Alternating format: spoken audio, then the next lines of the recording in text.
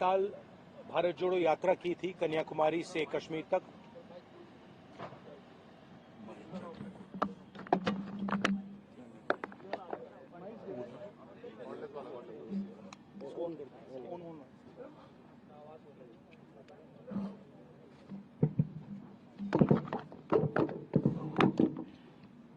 जैसे आप जानते हैं पिछले साल हमने भारत जोड़ो यात्रा की थी। कन्याकुमारी से कश्मीर 4000 किलोमीटर चले और जो नफरत फैलाई जा रही है, हिंसा फैलाई जा रही है देश में, इसके खिलाफ हम यात्रा की। यात्रा में बहुत सारे लोग हमारे पास आए, झारखंड से आए, उड़ीसा से आए, नॉर्थ ईस्ट से आए, बाकी प्रदेश से आए और कहा देखिए आपने भारत जोड़ो यात्रा कर दी, कन्याकुमारी से कश्मीर तक कर दी, मगर झारखंड का क्या होगा, उड़ीसा का क्या होगा, नॉर्थ ईस्ट स्टेट्स का क्या होगा, बिहार का क्या होगा, आपको यहाँ से भी करनी चाहिए। तो इस साल हमने दूसरी भारत जोड़ो यात्रा शुरू की है और इसमें हमने एक शब्द न्याय का लिख दिया है, ऐड कर दिया है, भारत जोड़ो न्याय यात्रा, क्योंकि हमें लगता है कि देश के सामने सबसे बड़ा मुद्दा अन्याय का है। 5 तरीके के अन्याय हो रहे हैं: सामाजिक अन्याय, आर्थिक अन्याय, युवाओं को रोजगार नहीं मिल रहा है, महंगाई बढ़ती जा रही है, पब्लिक सेक्टर यूनिट्स बंद किए जा रहे हैं, सामाजिक न्याय में जाति जनगणना का इशू है, 50% रिजर्वेशन कैप का इशू है, महिलाओं के खिलाफ अन्याय, किसानों के खिलाफ अन्याय और श्रमिक जो हमारे मजदूर हैं उनके खिलाफ अन्याय। तो ये 5 अलग अलग तरीके के अन्याय के खिलाफ हम लड़ने निकले हैं और भारत जोड़ो का कॉन्सेप्ट भी इस यात्रा में है। अब आप कुछ सवाल पूछना चाहें जरूर पूछिए। रवि,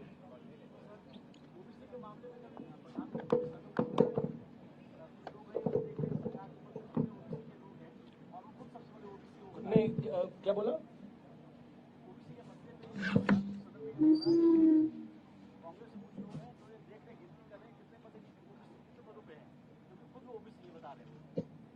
कुछ लोग मतलब राहुल गांधी।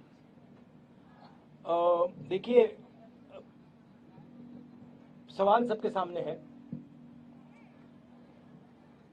प्रधानमंत्री अपने आप को ओबीसी कहते हैं, फिर बीच में थोड़े कंफ्यूजन में आ गए थे। पहले कहते थे मैं ओबीसी हूं, बीच में कहने लगे कि हिंदुस्तान में सिर्फ 2 जात है, एक अमीर और एक गरीब। तो उनको पहले तो ये डिसाइड करना है कि जात हिंदुस्तान में है या नहीं है। और दूसरी बात, चाहे वो ओबीसी हैं या ना हैं, हिंदुस्तान के 50% लोग, तकरीबन 50% लोग ओबीसी वर्ग के हैं। दलित 15% हैं, आदिवासी 8% हैं। हम चाहते हैं कि जाति जनगणना हो। हम चाहते हैं जिसकी जितनी आबादी है देश को पता लगे। आज ओबीसी वर्ग को ये नहीं मालूम कि ओबीसी कितने हैं देश में। ये जरूरी क्यों है? क्योंकि अगर हम इनको भागीदारी देना चाहते हैं तो सबसे पहले इनकी गिनती होनी है। तो प्रधानमंत्री जो भी कहना चाहते कहें, मगर जाति जनगणना जल्दी से कर दें और उससे घबराएं ना। दूसरी बात, जो हमने 2011 में सर्वे किया था उसके आंकड़े वो देश के सामने रख दें, मामला हल हो जाएगा। सॉरी, ये सवाल एक व्यक्ति का नहीं है। ये सवाल देखिए, ये सवाल एक व्यक्ति का नहीं है, ये सवाल हिंदुस्तान के करोड़ों गरीब लोगों का है। तो भाषण में प्रधानमंत्री का ये कहना कि मैं ओबीसी हूं या मैं ओबीसी नहीं हूं, ये रेलेवेंट ही नहीं। रेलेवेंट ये है कि इस देश के कितने लोग ओबीसी हैं, वो रेलेवेंट है। क्यों? क्योंकि मैं आपको उदाहरण देता हूं, बड़ी बड़ी कंपनीज में आपको ओबीसी नहीं मिलेंगे, दलित नहीं मिलेंगे, आदिवासी नहीं मिलेंगे। आपको मैंने 90 जो हमारे आईएएस ऑफिसर देश को चलाते हैं उनका उदाहरण दिया, उधर आपको सिर्फ 3 मिल रहे हैं। हेल्थ केयर सिस्टम में, एजुकेशन सिस्टम में आपको ओबीसी, दलित, ट्राइबल नहीं मिलेंगे। तो मैं ये सवाल उठा रहा हूँ। हाँ sorry good afternoon. Sir, despite your tremendous effort by you and your party to keep all the Indian alliance stakeholders united, some of your alliance partners is not ready to move an inch, especially from their recent stance, if I specify Mamata Banerjee. What is your take on this? No, that's actually not true.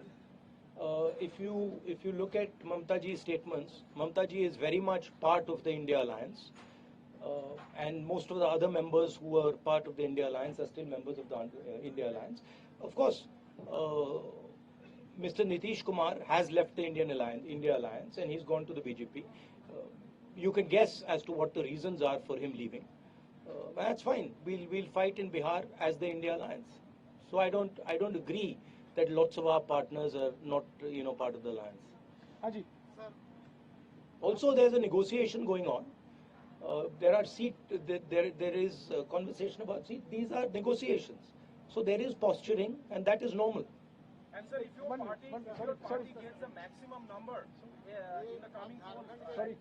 You've asked the question. Thank you. Jharkhand के ऐसे भूखंड में आप हैं sir जहाँ से 3 tribal जो major community है उसका ओरिजिन है गुलाम मुंडा एंड खड़िया का ओरिजिन बसिया मुख्यालय से लेकिन एक चौथा ट्राइबल भी है सर यहाँ पर वो ट्राइबल है मूलवासी खान पान रहन सहन ट्राइबल के समान है लेकिन चूंकि जाति प्रमाण पत्र में उसको सर्टिफिकेट नहीं मिलता है ट्राइबल का और वो बड़ा उपेक्षित और वंचित उसके लिए कोई कार्य योजना अगर झारखंड का बन रहा है तो उसके लिए कोई कार्य योजना इस न्याय यात्रा के अंतर्गत आई जाए ये आप लोकल आंसर कीजिए. लोकल क्वेश्चन है. आराम सर भी यहाँ से पढ़े लिखे हैं लोकल आप बोलिए ना.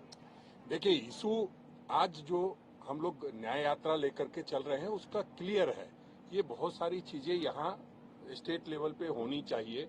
या आप एक तरफ कहते हैं कि इनको भी रख लेना चाहिए, वो कहते हैं कि नहीं हम पहले से हैं और नया नहीं होना चाहिए.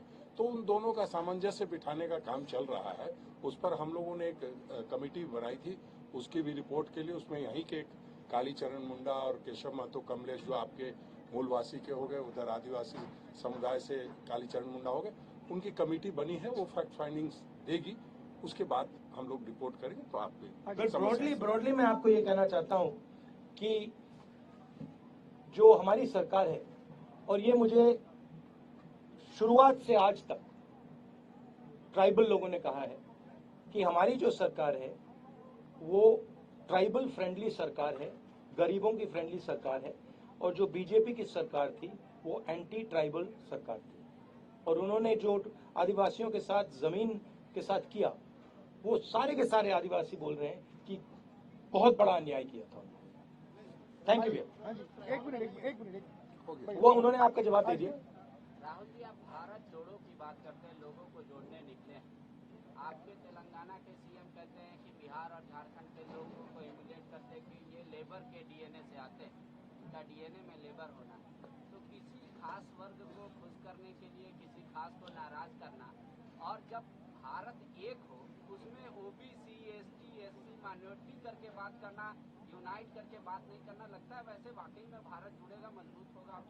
वैसे ही जुड़ेगा, क्योंकि देखिए सवाल न्याय का है. जैसे मैंने पहले बोला, आप मुझे बताइए हिंदुस्तान के टॉप 200 कॉर्पोरेट कंपनी में मुझे बता दीजिए ओबीसी मालिक का नाम बता दीजिए, अभी बता दीजिए. आप अदानी का नाम सुने हैं, टाटा का नाम सुने हैं, बिरला का नाम सुने हैं? मुझे एक नाम बता दो, ओबीसी नाम मुझे एक बता दो. बोलो ना. नहीं बोलो. नहीं आप बोलो पहले. आपके मीडिया हाउसेस हैं, एक दलित या एक आदिवासी मालिक का नाम मुझे बता दो. बोलो. नहीं सवाल ये नहीं है. सवाल वो उसका भी मैं नहीं सुनिए, बात सुनिए ना. आपने मुझसे सवाल पूछा तो मैं आपको जवाब दे रहा हूं. सवाल जाति जनगणना का सिर्फ नहीं है. सवाल यह है कि इस देश में हिस्सेदारी किसको मिल रही है. कॉर्पोरेट सेक्शन में मैंने आपसे पूछा 200 सबसे बड़ी कंपनियां हैं, 500 ले लीजिए.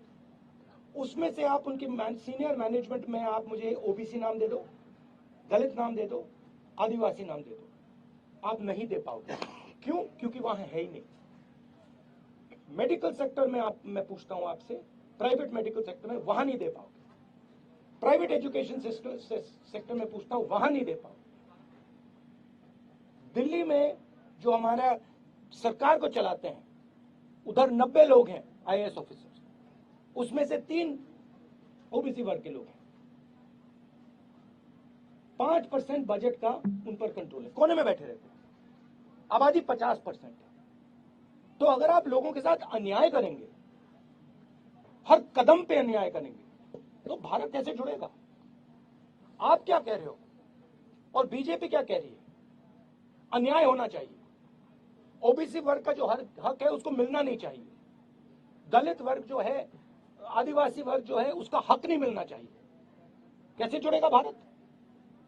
इसीलिए हमने न्याय शब्द भारत जोड़ो शब्द के बीच में रखा है। अन्याय के भारत में भारत जुड़ ही नहीं सकता। अब मैंने आपसे पूछा 200 कॉर्पोरेट्स हैं, आप मुझे एक नाम नहीं बता पा रहे। मैंने आपसे पूछा भैया ठीक है, आप कॉर्पोरेट का शायद जानते नहीं हो, बड़ी बड़ी मीडिया कंपनी में मुझे एक नाम दे दो। अच्छा छोड़ो, आप रिपोर्टर्स में से मुझे दिखा दो आदिवासी कौन है, हाथ उठाओ ना, कहां है? आप यहां मुझे दलित दिखा दो। हाँ एक है, सैंपल रख रखा है कोने में। तो देखिए, देश